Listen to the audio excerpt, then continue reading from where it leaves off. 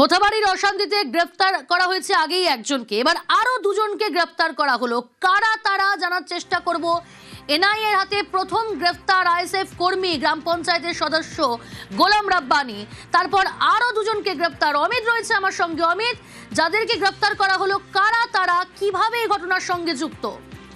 দেখো, মোথাবাড়ির অশান্তির ঘটনায় এবার কংগ্রেস এবং কংগ্রেসের যে ছাত্র সংগঠন রয়েছে, ছাত্র পরিষদের তিন কর্মী মোট গতকাল রাতে আরো দুজনকে গ্রেফতার করা হয়েছে এনআইএ এর তরফে। দুপুরে গ্রেফতার করা হয়েছিল গোলাম রাব্বানি, আইএসএফ এর গ্রাম পঞ্চায়েত সদস্য, এবং রাতে দুজনকে গ্রেফতার করা হয়েছে, যাদের মধ্যে শাহজাদ হোসেন, তিনি হচ্ছে কংগ্রেস কর্মী, এবং আসিফ শেখ নামে একজন ছাত্র পরিষদের কর্মী, তাদেরকে গ্রেফতার করা হয়েছে গতকাল রাতে। এবং তিনজনকে আজকে কলকাতা এনআইএ আদালত পেশ করা হবে।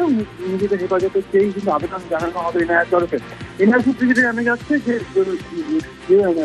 যে বিডিও সংলগ্ন 2 নম্বর বিডিও অফিস এবং সংলগ্ন যে অথরিটি ঘটনা বা জমায়েত ছিল, সেই জমায়েতের উস্কানিমূলক বা পরিচালনামূলক যে বক্তব্য বা ঘটনাগুলো ঘটেছিল, তাদের সাথে কিন্তু এদের যোগ রয়েছে। সেই সূত্র ধরেই কংগ্রেস কর্মী এবং ছাত্র পরিষদের কর্মীকে রাতে গ্রেফতার করা হয়েছে।